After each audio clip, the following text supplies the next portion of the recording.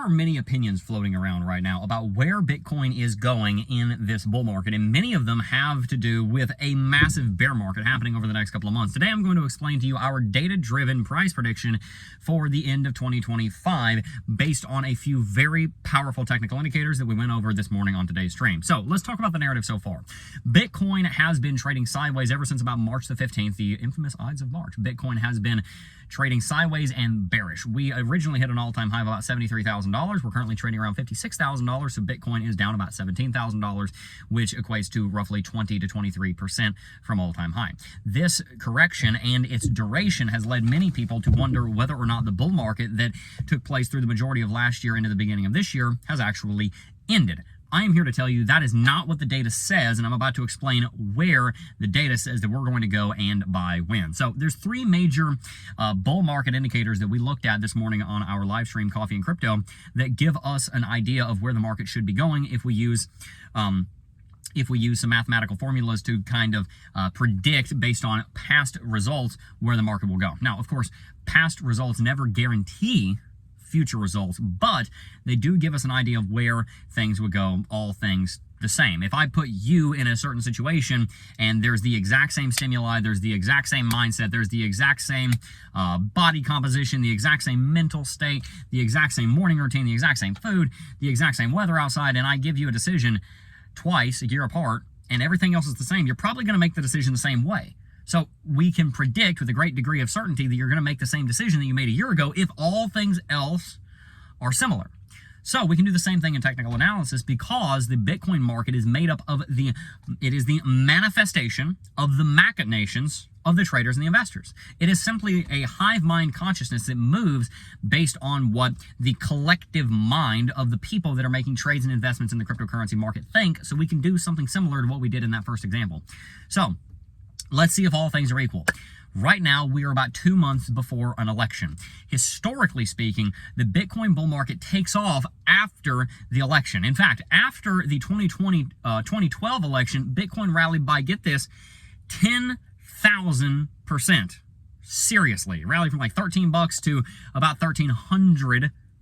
Massive rally after the election in 2012. In 2016, Bitcoin would go on to rally 3,500%. all the way up to $20,000. After the election in 2020, Bitcoin would rally 750%. So if we take those three numbers and we kind of parse out the difference between them and the curve using something called an arithmetic progression, then we can assume that if we were to follow the same trend, 10,000 to 3,500 is about a third as large. 3,500 to 750 is about a fourth as large. If we bring 750 down by about a 3.5x scale factor, just kind of divide it, we get about a 200% growth. And if we were to do that, that would give Bitcoin a likelihood of reaching up to about $144,000 to about $268,000. Kind of gives us a range there. And if we look at how long it took the Bitcoin market to hit an all-time high after the elections, then we can see in 2012, the all-time high happened about 390 days later. In 2016, the all-time high happened around 380 days later. And in 2020, 2016, it happened about 380 days later. And then in 2020, it likewise happened about 380 days later. 380 days from the election is about December the 1st of 2025. And so our prediction from the election data would be a Bitcoin of about $148,000 to $268,000 on December 1st of 2025. But we don't just want to use one data point because we want to see if all other things are equal. On our stream this morning, we also looked at Lux Algo buy signals, and we've also looked at Lux Algo buy signals, and we've also looked at RSI. And so all three of those metrics give us a range of price targets based on which one we draw a price target from. Again, using that arithmetic progression that we talked about earlier, the diminishing returns, but still their returns, they give us a price target of between $88,000 and $268,000. The center line of which is $168,000, which would be approximately a little shy over a 3x from where we are right now. It's right at about a 3 times rally, maybe just a little bit shy of a 3 times rally, up to about $168,000. And so that is what we are looking at as a price target, is $168,000 on the 1st of December, 2025. That is, generally speaking, when the 4-year halving cycle would come to its conclusion. The halving generally is within just a few months of the election, so both of those pieces of data actually line up very similarly. And that would also match with the price projection, the arithmetic price projection that we would get from the halving data. So all of that to say, so I know it's a lot of data. If you want to see more of it, go watch the stream from this morning. We went into all of it. I showed all the numbers on screen. We did all the math. You can see it there. All of that to say, our data, the data that we pulled, gives us a price target of around $168,000 by the 1st of December 2025. Now, not all things are similar. And that's where we can't just use that data. We've also got to use some intuition. We've also got to use some logic. First and foremost, $100,000 is going to be the most powerful level of resistance in the history of this entire market. It's going to dwarf $10,000. It's going to dwarf $20,000. It's going to dwarf $50,000. It's going to be extremely, extremely hard to get through. So if Bitcoin does get up to $100,000, I predict that that's going to be a very hard wall to break through.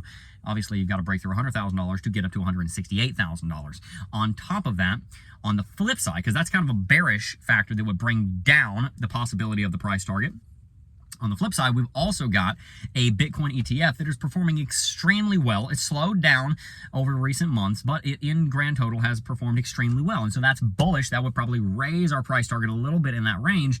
But then we've also got the Ethereum ETF that has performed very poorly over that time frame, which would probably bring our price target down a little bit. Because remember, we're adjusting. Variables are not all the same between this market and the last market. Here's a bullish fact, though. The economy is doing normal times, right?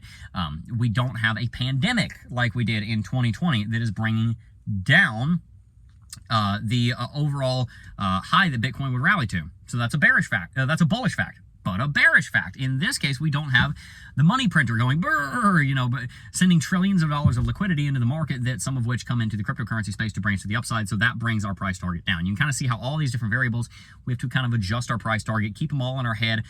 As a specialist in technical analysis, this is what I do on a daily basis, so I'm used to kind of thinking about all these things at once, which is why you come here. Same reason you come to a medical specialist. They've got all this stuff in their head that they can kind of parse together a theory with.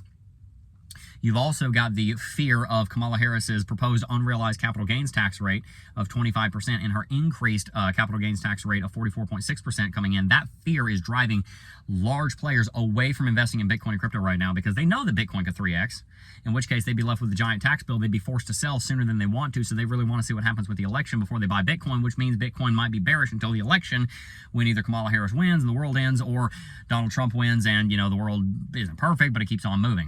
That's not a glaring endorsement of Trump. I just think Kamala would be one of the worst things that has ever happened to the economy in the history of mankind. Let's just put that out there. So all of those facts, some of them increase the likelihood of the price target, some of them bring them down. In my presumption, including the data, but also including all those other variables that are either making the price target a little higher or a little lower, my conservative base case is that Bitcoin would hit about $88,000 by around December of 2025, by the end of 2025. My actual realistic case of where I think Bitcoin is going to go is probably around between $100,000 and $125,000 a coin. I'm bringing it down a little bit because there's a few more powerful of those bearish factors than otherwise, and also the price prediction changes based on who gets in office. I mean, come on, it's really difficult to make one price prediction when we've got two different futures coming.